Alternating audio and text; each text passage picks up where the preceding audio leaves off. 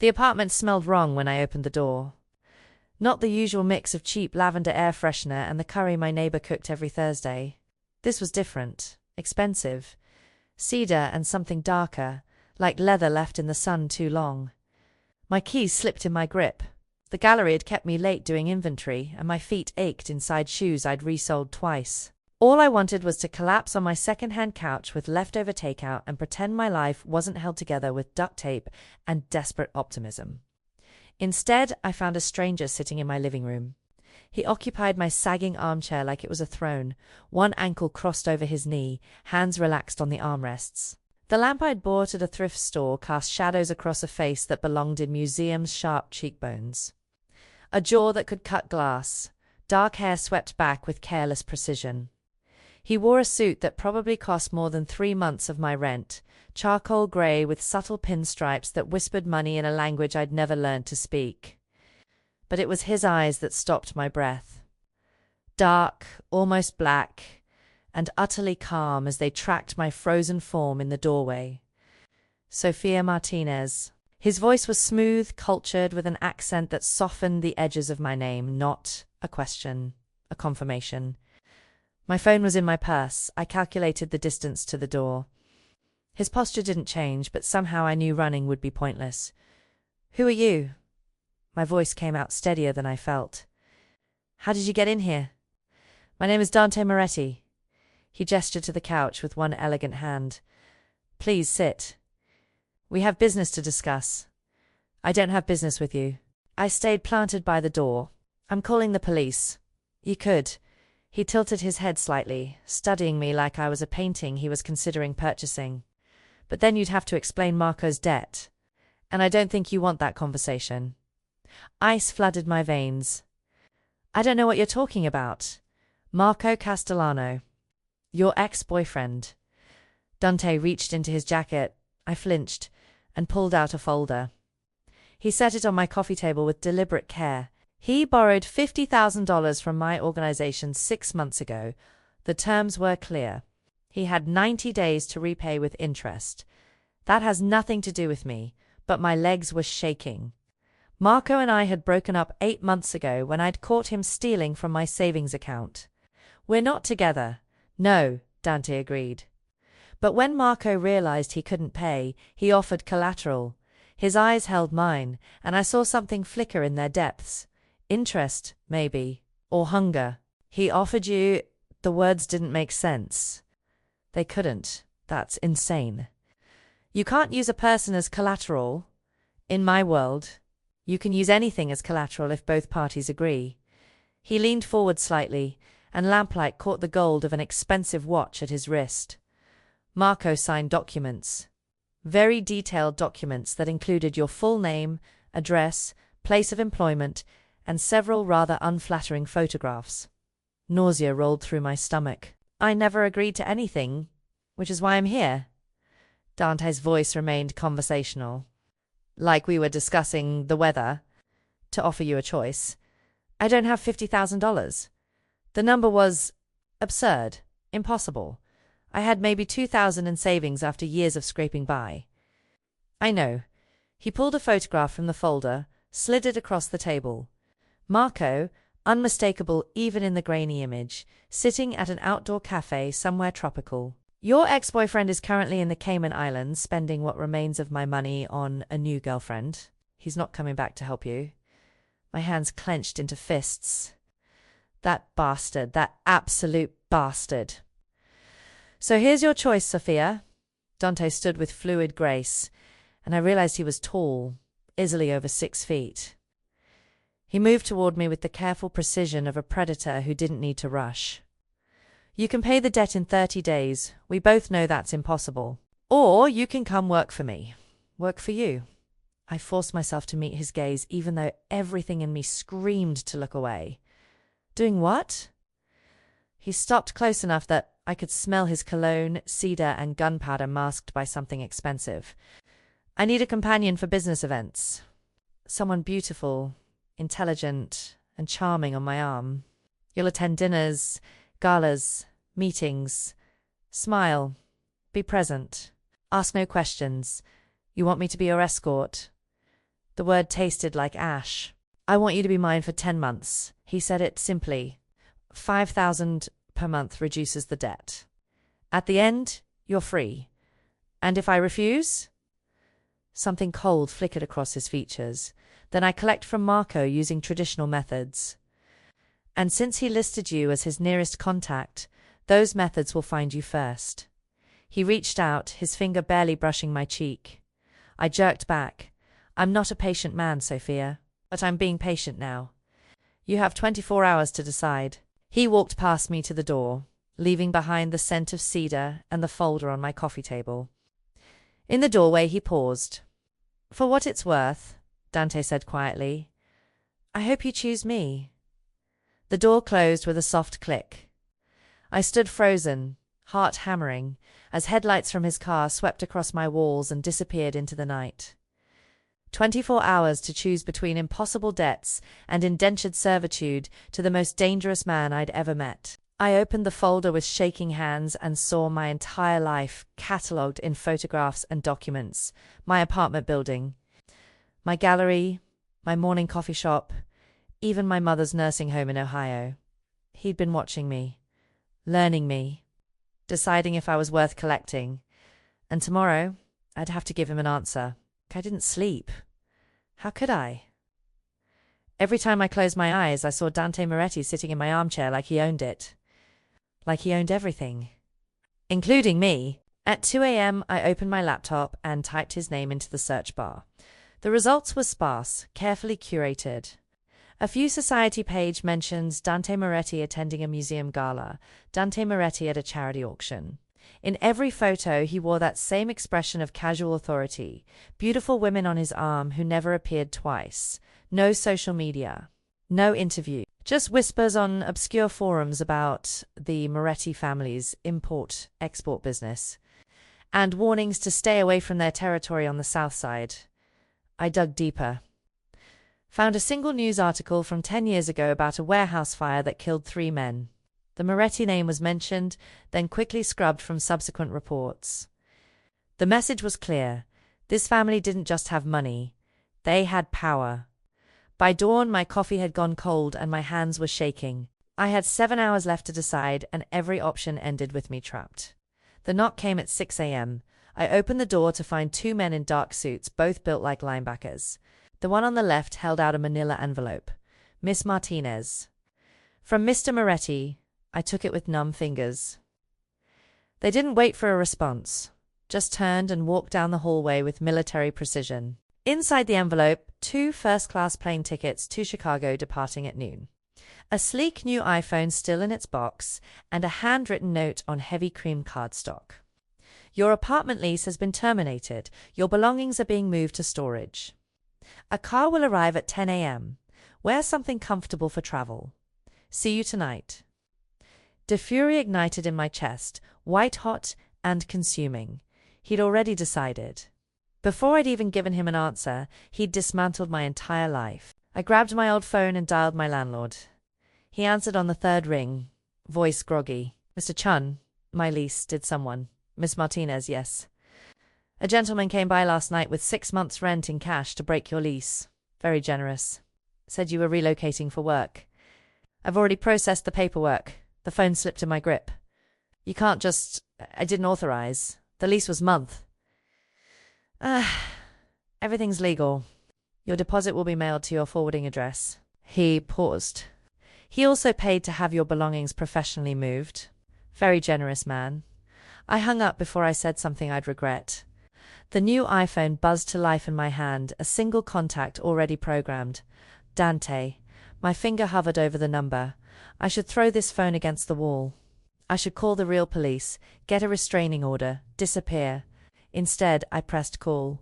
He answered on the 1st ring. Good morning, Kara. You had no right. My voice shook with rage. I didn't say yes, you didn't say no. His tone was maddeningly calm. That was your answer. That's not how consent works. Consent? He made a sound that might have been amusement. Sophia, you're thinking about this wrong. This isn't a negotiation. Your ex-boyfriend sold you to me. I'm simply being courteous enough to make the transition comfortable. Courteous. The word came out strangled. You call kidnapping courteous? I call it collecting a debt. Background noise suggested he was in a car. You could run. You could try to disappear. But Marco's debt has interest, and it's compounding daily. In 6 months, you'd owe me 75,000. In a year, over 100,000. He paused. Or you can get on that plane, give me 10 months, and walk away free. Your choice. That's not a choice. It's the only one you have. His voice softened slightly. The car will arrive in 4 hours. Pack light. Everything else will be provided. And if I don't get in the car? Silence stretched between us, heavy with unspoken threats. Then I stopped being courteous, Dante said quietly. And you discover what I'm like when I'm not. The line went dead. I stood in my apartment, my former apartment, surrounded by the life I'd built from nothing, and felt it crumbling like sand through my fingers. At 10 a.m. exactly, a black town car pulled up outside. The driver, an older man with kind eyes and a scar bisecting his left eyebrow, helped me with my single suitcase. Miss Martinez. I'm Vincent. Mr. Moretti asked me to ensure your comfort. How thoughtful of him, I said bitterly. Vincent's expression didn't change, but something like sympathy flickered across his features. He's not a bad man, miss.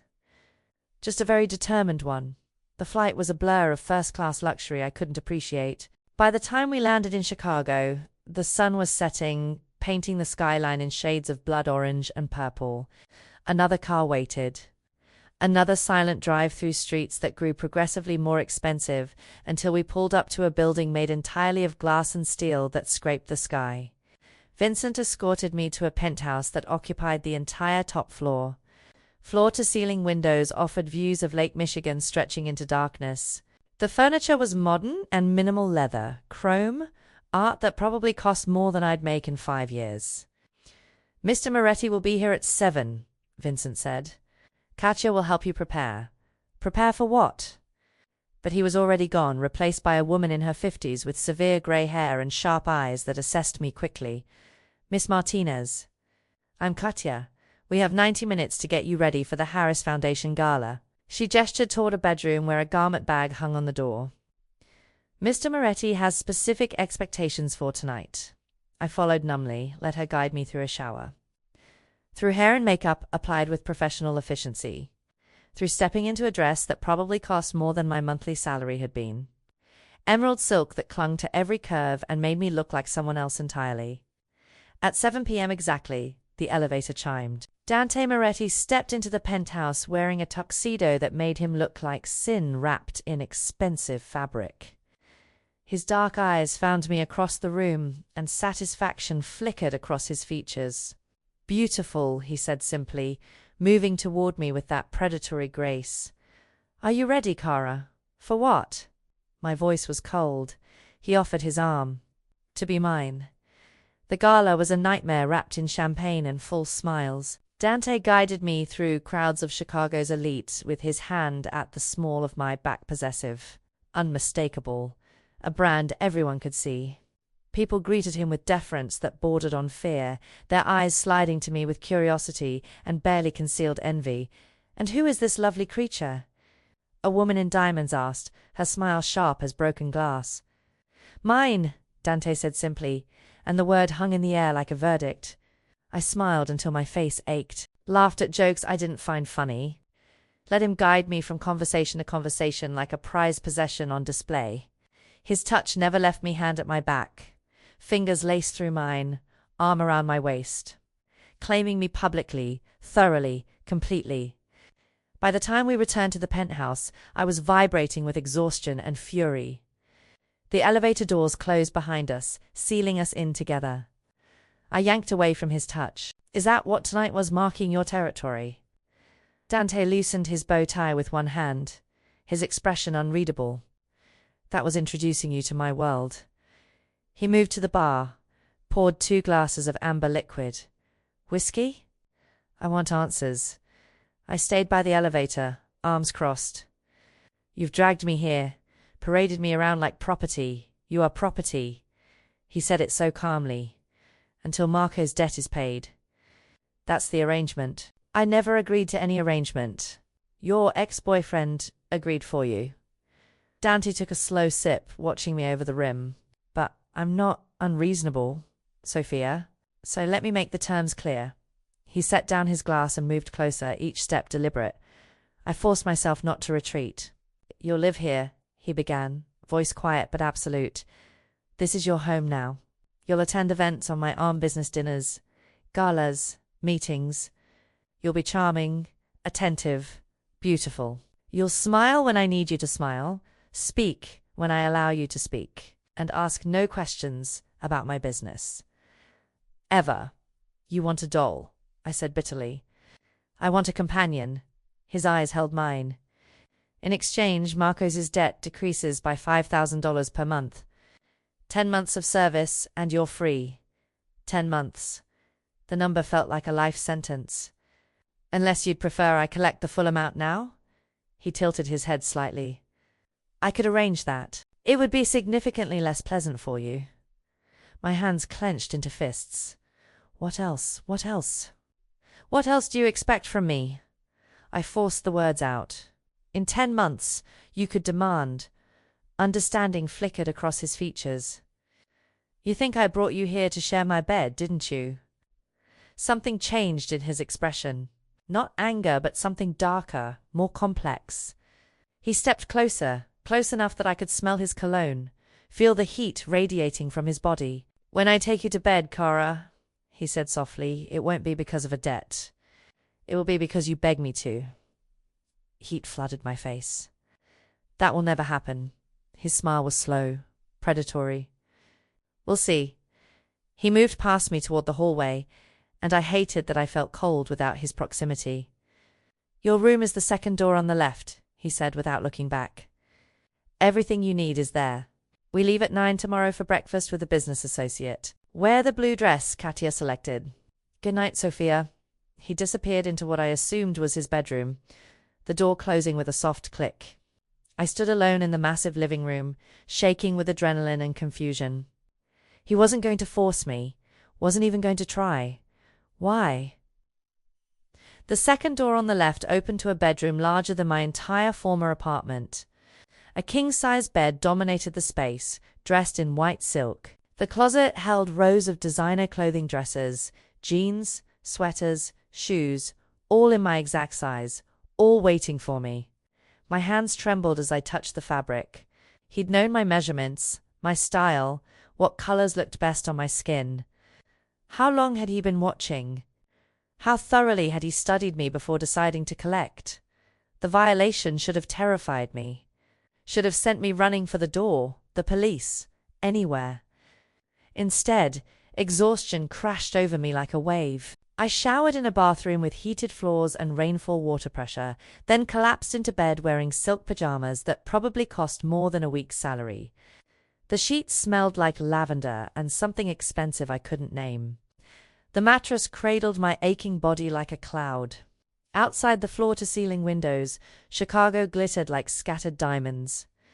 And despite everything, the debt, the captivity, the possessive stranger who'd stolen my life, I felt safe. The realization made me sick. I was locked in a gilded cage with a dangerous man who looked at me like I was something precious and breakable, and some traitorous part of me was grateful. My phone buzzed on the nightstand. A text from the only contact saved. Sleep well, Cara. Tomorrow we begin properly.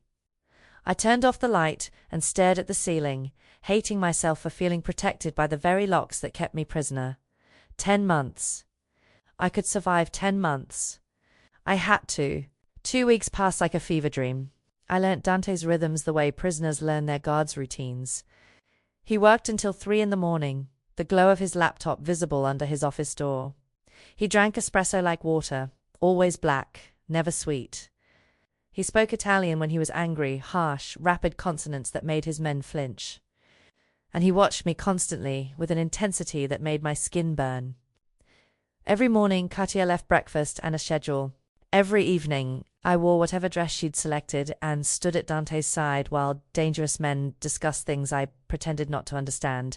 Shipping routes, territory disputes, names that disappeared from conversations after being mentioned once. I was a decoration, a beautiful, silent accessory to his power, except I wasn't silent anymore. "You're staring," I said one morning, catching his gaze over the rim of my coffee cup. "I'm admiring." He didn't look away. "There's a difference. It's unsettling. Good." His smile was slight. Dangerous. "I like you unsettled. You're more honest when you're uncomfortable." I hated that he was right. The business dinner on the 14th night changed everything. Dante took me to a restaurant where the waitstaff moved like shadows and the prices weren't listed on the menu. His associator, man named Richard Crane with slicked-back hair and a smile that made my skin crawl, arrived 20 minutes late, reeking of scotch and arrogance. Moretti. Crane's eyes slid to me, lingering too long on my neckline. "I see you've upgraded your accessories." Dante's hand tightened fractionally on his wineglass. "Mr. Crane, this is Sophia Martinez." Sophia Richard runs distribution for the North Side. "Pleasure." Crane's handshake was damp, possessive. "Tell me, sweetheart, how does a girl like you end up with a man like Dante?" "Daddy issues." I felt Dante go still beside me. That predatory stillness that meant violence was calculating probability. "Mutual benefit," I said carefully, trying to diffuse whatever was building. "Mr. Moretti has been very generous. I bet he has." Crane leaned back, swirling his scotch. "Though between you and me, honey, if you ever get tired of his particular brand of possessive Italian bullshit, I could show you a good time. No strings. Just appreciation for quality merchandise." The temperature in the room dropped 10 degrees. Dante set down his wineglass with deliberate precision. When he spoke, his voice was glacier smooth. "Vincent." His driver materialized from the shadows. "Sir, escort Mr. Crane out." "Our business is concluded." Crane's face flushed red. "Now wait a goddamn minute. The Riverside contract you were negotiating." Dante's smile didn't reach his eyes. "Consider it cancelled. Your distribution license for the North Side will be revoked by morning. And if you ever speak to or about Sophia again, I'll ensure the only thing you distribute is your own teeth across the pavement." The threat was delivered so calmly, it took a moment to register. Crane's face went from red to white. "You can't. The contract alone is worth nothing now." Dante's hand found mine under the table, warm and possessive. "Sophia is under my protection. That means she's untouchable. The moment you spoke to her like property, you declared yourself my enemy." His thumb stroked my knuckles. "I don't forgive my enemies, Richard. I eliminate them." Vincent escorted a sputtering Crane from the restaurant. The moment the door closed, Dante turned to me. "Did he touch you?" "No, just, did he make you uncomfortable?" The concern in his voice caught me off guard. "Yes, but then he's dealt with." He signaled for the check. "We're leaving." The car ride back was silent. Dante stared out the window, jaw tight, fingers drumming an agitated rhythm on his knee. I'd seen him calm, controlled, coldly furious. But this was different. This was barely leashed violence. The question burst out before I could stop it. "Why do you care what some drunk asshole said to me?" He turned, those dark eyes finding mine in the shadows. "Because you're mine. I'm collateral. A debt payment. Why does it matter?" "It matters," he said quietly, "because Marco offered you, and I always collect what's owed." He reached out, his fingers brushing my jaw with unexpected gentleness. "But somewhere between collecting you and keeping you, something changed." "What changed?" His smile was bitter, self-aware. "I started wanting to keep you for reasons that have nothing to do with debt." The confession hung between us as the car pulled into the building's underground garage. Dante stepped out, then offered his hand. I took it, and as his fingers closed around mine, I realized with growing horror that I'd started wanting to be kept. A month in, I broke. Not emotionally, though that was coming. Physically, stupidly, over flowers. Katya had filled the penthouse with fresh arrangements every week, and I'd started rearranging them when I couldn't sleep. It gave me something to do with my hands besides count down the days of my sentence. 9 months left. 270 days. I was moving a crystal vase when it slipped. The sound of shattering glass was sharp, final. Water pooled across the marble counter, and pain bloomed hot across my palm. Blood dripped onto white stone like an accusation. Damn it. I grabbed a dish towel, pressing it against the cut. The fabric turned red immediately. What happened? I spun. Dante stood in the kitchen doorway, barefoot, wearing only dark slacks and an unbuttoned white shirt. I'd never seen him this undressed, this unguarded. His hair was slightly mussed, and exhaustion shadowed his features. Nothing. The vase slipped. I kept pressure on my hand. I'm fine. Let me see. He crossed the space between us in 3 strides. It's just a cut. His hands caught mine, gentle but immovable, peeling back the towel. Blood welled from a gash across my palm, deeper than I'd thought. His expression darkened. Sit. He guided me to a bar stool. Don't move! He disappeared and returned with a first aid kit, moving with surprising efficiency. He cleaned the wound with careful precision, his touch feather-light despite the size of his hands. This needs stitches, he murmured. It's fine. Just bandage it, Sophia. His eyes met mine, and I saw something I hadn't expected. Fear. Actual fear. You're bleeding. It's just blood. It's your blood. His jaw clenched. That's different. He applied butterfly closures with steady hands, then wrapped gauze with the precision of someone who'd done this before. Too many times. His thumb pressed against my wrist, checking my pulse, and I felt the moment he registered how fast my heart was beating. Does it hurt? His voice was softer now, almost tender. A little. He lifted my hand, and, for one surreal moment, I thought he might kiss it. Instead, he held it carefully between both of his, studying the bandage like it was something precious. You need to be more careful, Cara. Italian words followed, low and melodic. I didn't understand them, but they sounded like endearments, like prayers. What does that mean? I whispered. Cara, dear one. His thumb traced the inside of my wrist, following the vein. My dear one. The touch was innocent. Medical, but electricity shot up my arm and I felt my breath catch. He heard it. I knew he did because his eyes darkened, pupils dilating. Your pulse is racing, he observed quietly. You're holding my wrist. That's single quotes S. Invasive. Is that why? He leaned closer, and I smelled espresso and cedar, and something uniquely him. Or is it because you're finally admitting you feel this too? Feel what? This. His free hand came up, fingers brushing my jaw, tilting my face toward his. We are inches apart. I could count his eyelashes, see the faint scar above his left eyebrow, feel the heat radiating from his body. You're not as immune to me as you pretend, Cara. I should have pulled away. Should have reminded him about boundaries, about the fact that I was here under duress, that whatever this was between us was built on coercion and debt. Instead, I leaned in. The air between us crackled with tension. His gaze dropped to my lips, and I watched his control fracture, just slightly. His thumb brushed across my lower lip, and I felt the touch everywhere. Sophia. My name was a warning, a question. Reality crashed back.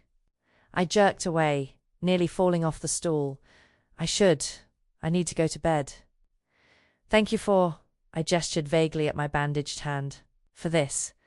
I fled before he could respond, my heart hammering so hard I thought it might break through my ribs. In my room I leaned against the door and touched my lips where his thumb had been. My hand throbbed, but that pain was nothing compared to the ache building elsewhere. That night, I dreamed of his hands. Those scarred, dangerous hands that had tended my wound with such gentleness. In my dreams they touched me everywhere, tracing my spine, tangling in my hair, mapping every curve while he murmured Italian endearments against my skin. I woke at dawn, tangled in silk sheets, furious at my body's betrayal. 9 months left, and I was already losing the war against wanting him. The restaurant was called Lumina, all exposed brick and Edison bulbs. The kind of place where mobsters and venture capitalists sat at adjacent tables and pretended not to recognize each other. Dante had a meeting with a supplier, at least. That's what he'd told me. I'd learned not to ask questions. My job was to sit, look beautiful, and remind everyone at the table that Dante Moretti had excellent taste in acquisitions. I wore black silk. Dante wore his usual armor of tailored perfection. His hand rested on my thigh under the table, possessive and warm, a gesture so automatic now I barely registered it. The supplier, a nervous man named Torres, was mid-sentence about shipping schedules when the first window exploded. Glass shattered inward like deadly rain. Someone screamed, then the sound I'd only heard in movies, gunfire, sharp and impossibly loud, crack, crack, crack in rapid succession. Dante moved faster than thought. One moment I was sitting upright, the next I was on the floor with 200 pounds of muscle and Italian fury covering every inch of me. His body was a shield, his arms caging my head, his weight pressing me into the expensive hardwood. Stay down. His voice was harsh in my ear, all trace of gentleness gone. Don't move. Don't fucking move. More gunshots. Screaming. The sound of chairs overturning, people scrambling. Dante's hand went to his waistband, a gun, I realized distantly. He'd been armed this entire time, and he fired twice over my head without looking, his body never leaving mine. I felt his heart hammering against my spine, felt every muscle coiled tight, ready to absorb bullets meant for me. Dante, quiet. His weight shifted slightly, and I heard him bark orders in Italian to someone. Vincent, maybe. Or Luca. His men were here, had to be, moving through the chaos. Then Dante grunted. Not a word. Not a command. A sound of pain. Sharp and involuntary. Dante? Panic clawed up my throat. I'm fine. Stay down. But his voice was strained now, and something warm and wet was soaking through my dress. Blood. His blood. You're hit. I said, stay down. His arms tightened around me, even as I felt him trembling. There's still more gunfire, then shouting. The attack had lasted maybe 30 seconds, but it returning felt like fire. Hours. Finally, silence. Broken only by sirens in the distance and someone crying. Clear!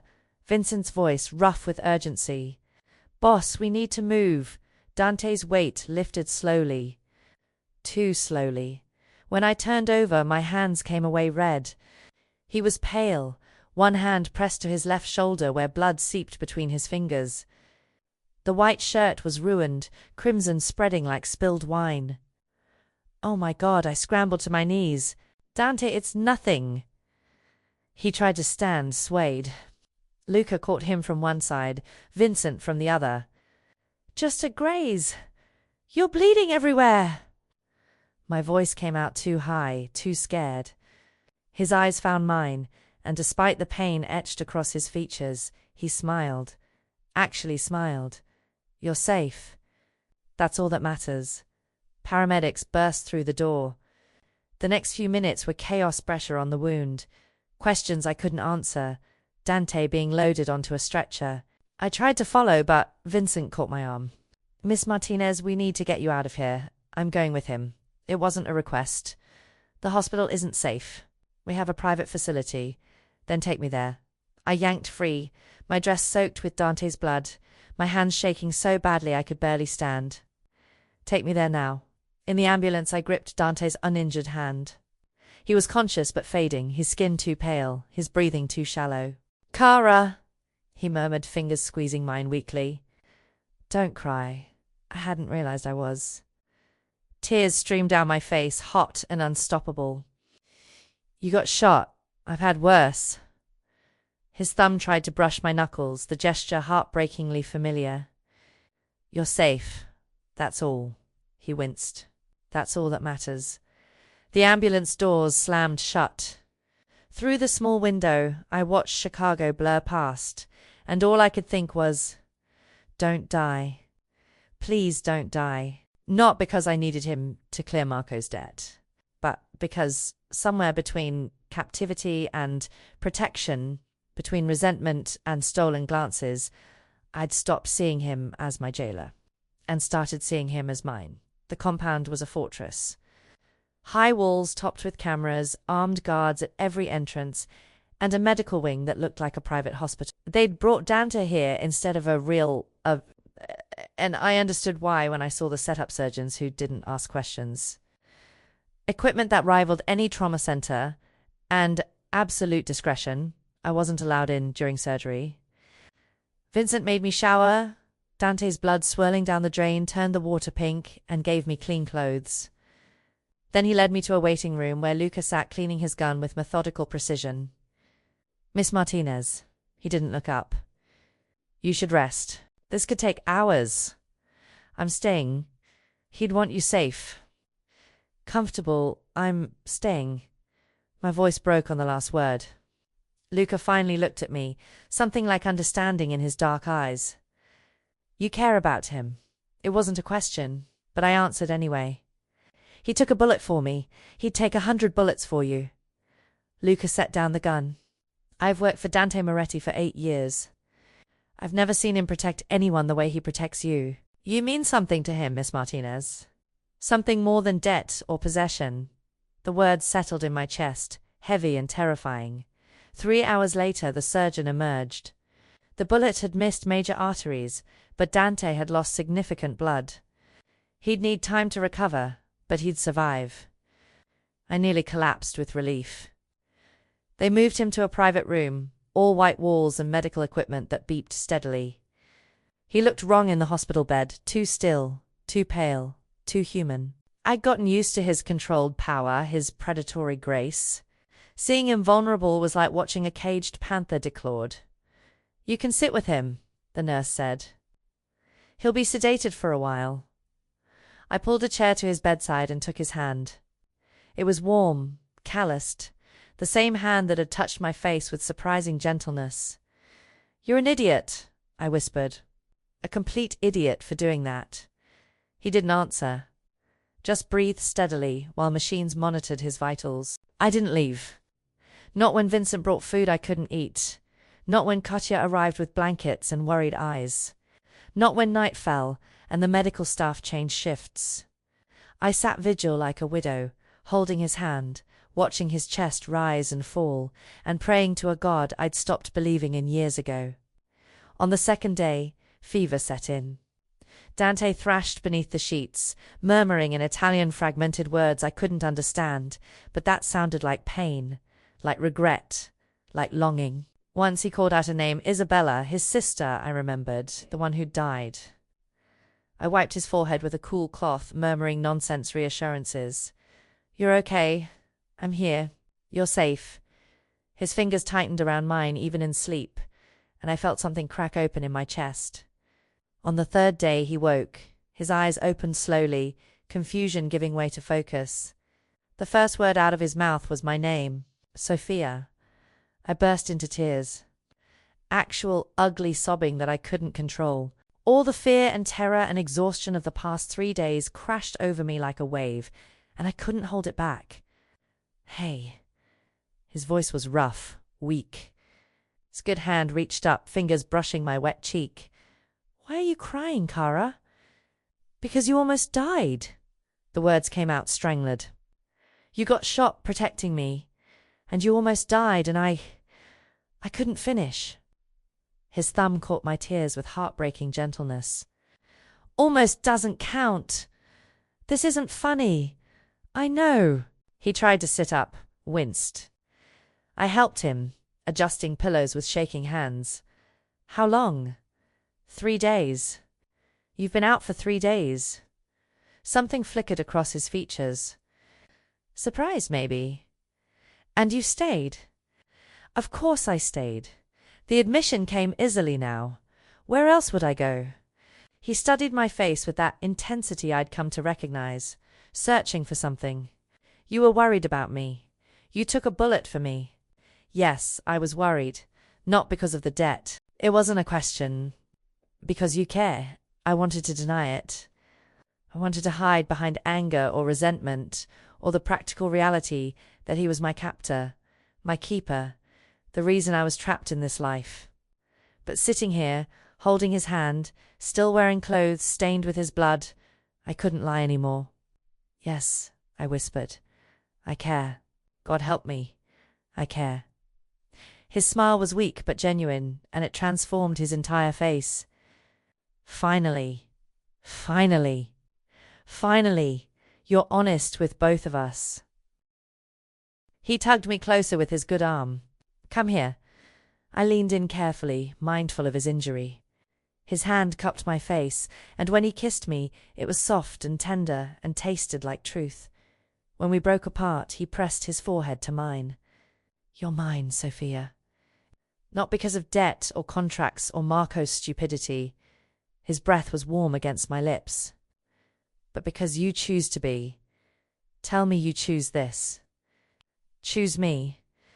8 months left on my sentence. But sitting here in this sterile room with a dangerous man who'd nearly died protecting me, I realized the truth. I'd stopped counting days weeks ago. I choose you, I whispered. Recovery made Dante human. I'd never seen him vulnerable before, not truly. Even shot and bleeding, he'd maintained that iron control. But confined to bed for 2 weeks, dependent on others for basic tasks, he couldn't hide behind the armor of power and precision. I saw him frustrated when he couldn't button his own shirt, saw him bite back pain when physical therapy pushed too hard, saw him restless and bored, a predator caged by his own wounded body, and somehow, impossibly, it made him more attractive. Stop hovering, he grumbled on day 5, as I adjusted his pillows for the 3rd time. I'm not dying. You could have died. I sat on the edge of his bed. So let me hover. His expression softened. Come here. I stretched out beside him carefully, mindful of his shoulder. He draped his good arm around me, pulling me against his uninjured side, and for a moment we just breathed together. Tell me something, I said quietly. Something real. What do you want to know, Isabella? You called out for her, when you were feverish. His body tensed. I felt the shift immediately, the way walls started rising. I'm sorry, I added quickly. You don't have to. She was 15. His voice was rough. I was 24, building the business, making enemies, accumulating power, too busy to notice she was struggling. He paused and I felt his chest rise with a deep breath. She borrowed my car one night, died in a crash on Lakeshore Drive. The police said it was an accident, but I knew better. Someone cut her brake lines. My hand found his, threading our fingers together. They were trying to hurt me, he continued. And they succeeded. I hunted down everyone involved. Took me 2 years, but I made sure they paid. His grip tightened. But it didn't bring her back. Nothing brought her back. And I learned that the people you love become weapons against you in my world. Is that why you're alone? I was alone. He tilted my face up to meet his gaze. Until a beautiful woman paid bus fare for an old man and reminded me that good people still existed. I blinked. Wait, you told me you collected Marco's debt personally? But that's not the whole truth, is it? His smile was almost sheepish. No, Dante, I saw your photo. The confession came quietly, in Marco's file. You were laughing at something, caught mid-smile, and I couldn't stop looking at it. So when he defaulted and offered you as collateral, I accepted immediately. Personally, because I needed an excuse to meet you. My heart stuttered. You could have just ... met me, like a normal person. I'm not normal people, Cara. And women don't typically give men like me the time of day. His thumb brushed my cheekbone. I could have forgiven Marco's debt entirely. Could have erased it with a phone call. But then I wouldn't have you. That's insane. Yes, he didn't deny it. But I've been obsessed with you since that photograph. And when I met you in person, saw your fire, your strength, the way you refused to break even when terrified, I knew I couldn't let you go. I should have been angry, should have raged at the manipulation, the manufactured crisis that brought me here. Instead, I kissed him. I leaned in and pressed my lips to his, soft and tentative, and felt him go still with surprise before he responded. His hand tangled in my hair, and the kiss deepened, hungry but careful, mindful of his injury, but no less intense. When we broke apart, we were both breathing hard. Sophia. My name was a prayer and a question. I'm still angry at you, I whispered against his mouth, for manipulating me, for trapping me, for making my choices for me. I know, but I understand why now. I traced the edge of his jaw. You're so used to taking what you want because asking feels impossible. Are you psychoanalyzing me? Maybe. I smiled slightly. Is it working? Depends. His fingers played with the ends of my hair. Are you going to forgive me? Eventually. I kissed him again, softer this time. But you're going to have to earn it. How? By asking. I pulled back to meet his eyes. By giving me real choices. By treating me like a partner, not property.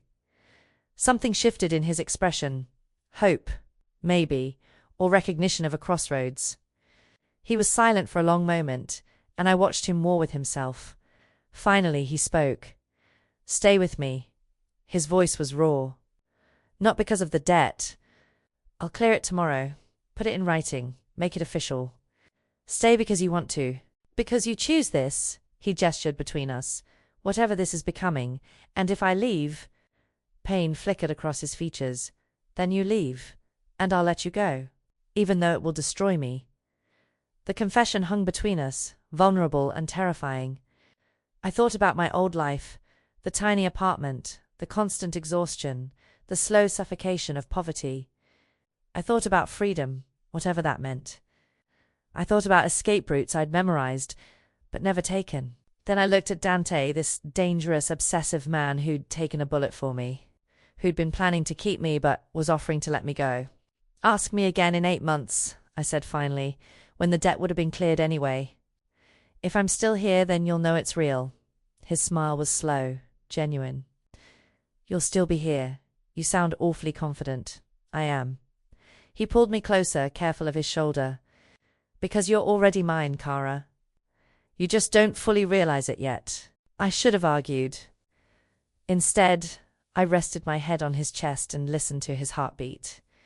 Steady and strong, and let myself imagine what choosing him, truly choosing him, might feel like. Dante healed faster than the doctors predicted.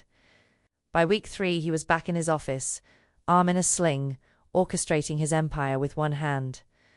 I found him there at midnight, studying surveillance photos spread across his desk. You should be resting, I said from the doorway. I'm fine. He didn't look up. Go to bed, Sophia. I moved closer and saw the faces in the photos men I didn't recognize, locations I'd never been. Is this about the restaurant? His jaw tightened. It's handled. Handled how? Sophia, don't! I planted my hands on his desk. Don't shut me out. Not after everything. He finally looked at me, and I saw exhaustion etched into every line of his face. The Kozlov family. Russians moving into South Side territory. The attack was a message. What kind of message? That I'm weak, distracted. His eyes held mine. Because of you. The words hit like a slap. So this is my fault, no. He stood, moved around the desk. It's mine. For caring about you more than I care about appearing invulnerable. His hand cupped my face. I'm handling it. But I need you somewhere safe while I do. Safe meaning what? Locked away while you go to war. Yes, no hesitation. Vincent will take you to a property upstate. Maximum security. You'll be comfortable, no? He blinked. Sophia, I said no. I stepped back from his touch. You don't get to protect me and then push me away. That's not how this works. This isn't a negotiation. His voice hardened. I'm trying to keep you alive by sending me away. My voice rose. By making decisions for me like I'm still your prisoner. You could have been killed. The words exploded out of him, raw and furious. Those bullets were meant for me, and you were in the crossfire. Do you understand what that did to me? Covering your body with mine and feeling blood and not knowing if it was yours. He was breathing hard, control fracturing. I can't do my job if I'm terrified every second that you'll die because of me. Then don't do your job, I shot back. Walk away. Choose something different. I can't. Anguish flickered across his features. This is who I am, Sophia. This world, this violence, this empire is all I know. And if something happens to you because of me, I won't survive it. The confession hung between us, naked and vulnerable. I moved closer, placed my hands on his chest, felt his heart hammering. Then teach me how to survive in your world. Stop protecting me from it and let me stand beside you in it. You don't know what you're asking. I know exactly what I'm asking. I met his gaze steadily. I'm asking you to trust me, to treat me like a partner, not property. Isn't that what I told you I needed? He was silent for a long moment, and I watched him war with himself. Instinct versus promise, protection versus partnership. If you stay, he said finally, you follow my security protocols. No arguments, deal. And if I tell you to run, you run. No heroics. Okay. His hands framed my face. And you don't leave this penthouse without armed escort until the Kozlovs are handled. How long will that take? 48 hours. His smile was cold. Dangerous. Maybe less. The operation happened that night. Dante left with Luca and a team of men armed with enough firepower to start a small war. I stayed in the penthouse, pacing, unable to sleep, imagining every worst-case scenario. He returned at dawn, unharmed but exhausted, smelling of gunpowder and night air. I ran to him. He caught me with his good arm, and we stood there in the foyer, holding each other like survivors of shipwrecks. It's done, he murmured into my hair. The Kozlovs won't be a problem anymore. I didn't ask for details. Didn't want to know. He pulled back, studying my face. Come with me. He led me to his bedroom. Not the guest room I'd been using, but his private space. The bed was massive, the sheets dark silk, the view overlooking the lake where dawn painted the water gold. Dante, the debt is cleared. He turned to face me. I had the papers drawn up yesterday. Marco's obligation is erased. You're free to go, Sophia. Walk out that door, and you'll never see me again. My breath caught. Why are you doing this? Because I need to know. His eyes searched mine. I need to know if you stay, it's because you want to. Not because you're trapped. Not because you're afraid. But because you choose me. 8 months had turned into 6 weeks. 6 weeks since the restaurant. Since the bullet. Since I'd stopped counting days and started counting heartbeats instead. I crossed the distance between us and kissed him. This time there was no hesitation, no holding back. His good arm banded around me, and I felt his control shatter as I pressed against him. We moved to the bed in a tangle of limbs and shed clothing, and he worshipped my body with a reverence that made me feel precious, chosen, loved. Afterward, tangled in silk sheets with dawn light streaming through windows, he traced patterns on my bare shoulder. You stayed, he murmured. I stayed. I turned to face him. Not because of debt or fear or obligation. Because you're mine, Dante. Just as much as I'm yours. His smile was slow, genuine, transforming. Finally. Finally. Finally what? Finally you understand.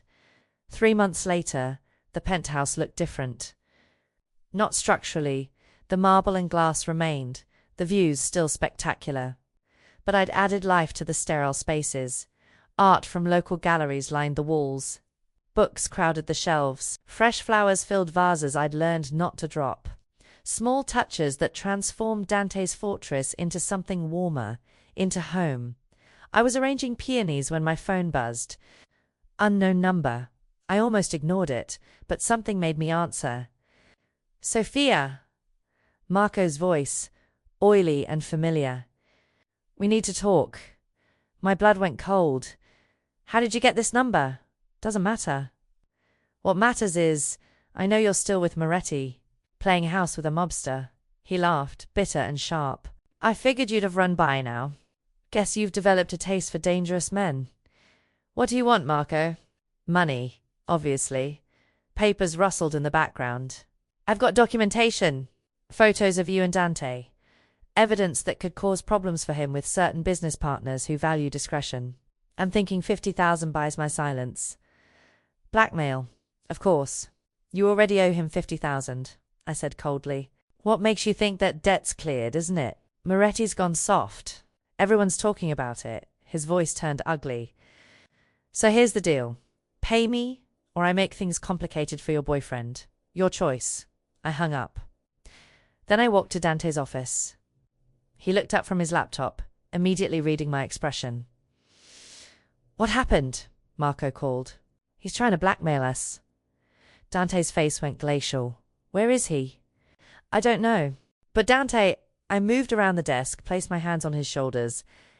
Handle it, however you need to. I trust you. Something shifted in his expression. Pride, maybe. Or recognition that I'd finally accepted all of him. The dangerous parts, too. Marco disappeared from Chicago that night. I didn't ask for details. Some things were better left unknown. 2 weeks later, Dante found me on the balcony, watching sunset paint the lake in shades of fire. I have something for you. He held out a small velvet box. My breath caught. Dante, it's not what you think. He opened it, revealing not a ring, but a key. Platinum, delicate, engraved with coordinates. The penthouse. Legally transferred to your name as of yesterday. I stared at it, not understanding. Why? Because it's your home. He took the key, pressed it into my palm. Not because I'm keeping you here, but because you chose to stay. And I want you to really know that this place belongs to you now. You can leave any time, but you'll always have a home to return to. Tears blurred my vision. You're giving me the deed? I'm giving you freedom. His hands framed my face. Real freedom. The kind that means you can walk away and I won't stop you. He paused, vulnerability flickering across his features. But I'm also asking you to stay. Not as my captive or my companion or my anything except what you choose to be. And what do I choose to be? That's up to you, Kara. I thought about escape. How I'd planned it those first weeks. Counted exits, memorized guard rotations. Dreamed of the moment I'd be free of Dante Moretti and his dangerous world.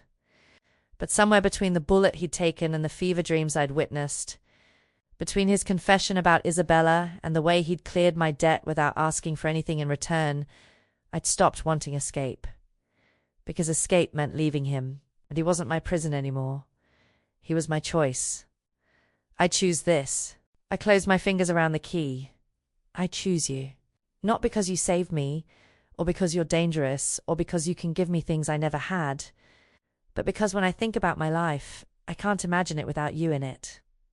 His smile was slow, genuine, transforming his entire face. You're sure?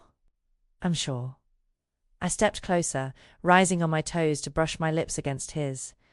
I realized something. I stopped wanting to escape. Not because you made me stay, but because you became my home. And you don't escape from home. You protect it. Sophia Martinez. He pulled me close and I felt his heartbeat against mine, steady and strong. Will you? Yes? I interrupted, laughing through tears. Whatever you're about to ask. Yes. You don't know what I was going to say, doesn't matter. I kissed him deeply, tasting cedar and espresso and forever. My answer is yes, to all of it. To this life, this love, this beautiful, dangerous us. Below us, Chicago glittered in the gathering dark. Somewhere out there was the girl I used to be, exhausted, trapped, drowning in poverty. She felt like a ghost now, someone I'd been in another lifetime. This version of me was stronger, fiercer, loved by a man who'd literally taken a bullet to keep me safe. And I loved him back, not despite his darkness, but because he'd shown me his light too. Take me inside, I whispered against his lips. He smiled, dark and possessive and entirely mine. Always, Kara, always. And as he carried me over the threshold into our home, not his, not mine, but ours, I finally understood what freedom really meant. It wasn't the absence of chains. It was choosing who you wanted to be chained to.